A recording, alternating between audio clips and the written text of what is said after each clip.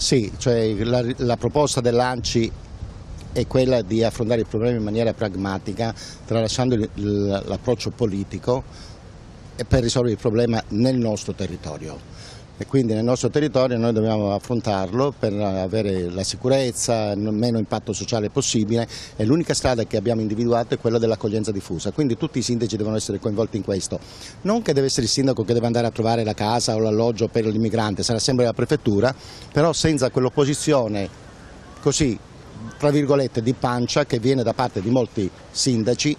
che avviene solo per motivi da un po' politici e un po' di pancia, mentre in realtà il problema va affrontato per cercare di risolverlo. No, noi abbiamo confermato che noi non partecipiamo, ma non per decidere, non per smistare immigrati, ma penso che oggi il vero tema sia che ANCI ha presentato un documento a sorpresa nel quale dice inviateceli in percentuale agli abitanti in ogni comune del Veneto. Poi non so se questo documento è condiviso da tutti i sindaci, ma io prendo atto che è così. Nel documento dice